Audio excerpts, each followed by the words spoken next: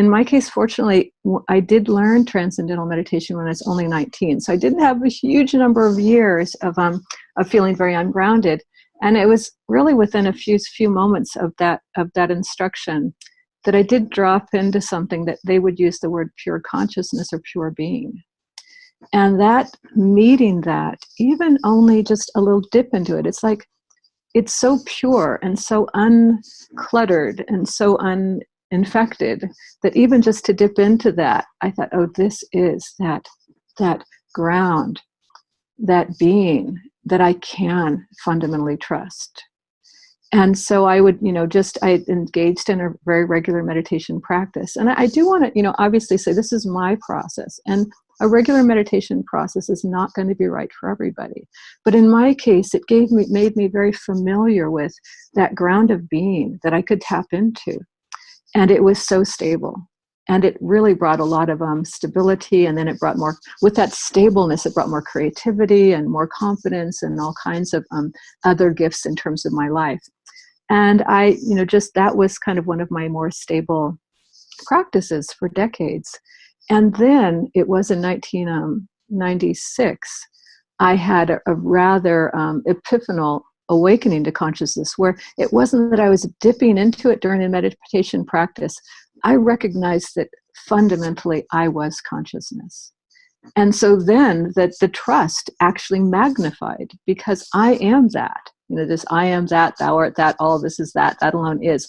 I am consciousness. There's no question about it. And at the same time, I'm still living my life as a, mother and et cetera, all the kind of demands and, the ups and downs of living life. But I was fundamentally identified with consciousness or being. And so there was a lot of trust there in the stability that consciousness has in its just unmanifest form. But I wanted to also bring, that is not what we consider to be an embodied awakening. And in truth, it was very unembodied. It was because I was so identified with the field of non-change. I wasn't as identified with my body, although I knew I had a body. My body would have aches and pains, but there was still a little bit of separation. And so then in terms of this particular work, this path of whole being realization, where the wholeness of us, I love this whole being, that I really dropped into my humanity. And it was, in my case, it was a very, again, epiphanal type experience, sudden experience that let me land in this body as consciousness. And that actually, though, again, this is a process, a developmental process, a developmental spiritual process. And for a time, it kind of disturbed my trust in being, actually, because it's like, how can I trust this? What happened to that which is everywhere, that has me connected with everywhere? Now so much of my attention is now seated in my own body, and also particularly in my heart. And it was like, what happened here? Like, how can all of this be squeezed into this small frame and lived from here? But it was also very exciting because in essence, I hadn't lost the trust in being and consciousness. But I just had to start living it in a different way. And there was a part of me that knew, because it was about 6 years of living this more awakening to consciousness, I began to realize that, I'm leaving something out here.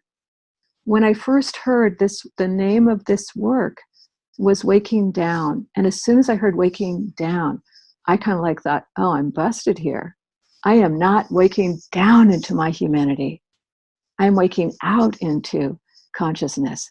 And I really the gift of having a human body should not be sacrificed to living this very blissful life of consciousness. I have to come down into my body. And it was, it took some months in this work before that happened. I had trust in others at the time. I had to trust in teachers and fellow participants.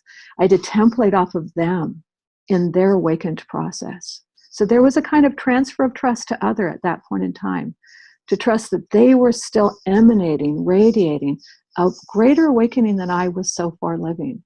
And I had to trust that so that I could then begin to find that awakening in myself. So for me, trust of being and trust of self have been intimately connected, but maybe that's a time for another circle or another panel or something like that. But yeah, it's been a process, and it's a process that continues.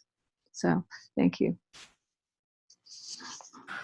Wow, thank you, Cielle, for that beautiful story. And I love the discernment around the different stages of awakening to consciousness and what that gives you, and the development of trust, and then the embodiment part, and how that is a consideration around trust. And what it made me think of is how in my dissertation I was contracted around which of my subparts could I trust when there's chaos in my being, and then realizing there's something in me that knew that trust in being was related to trust in life. Like trust in self and trust in life were inextricably woven together. And your story does a great job of visceralizing that recognition, if I can use that word or make up that word.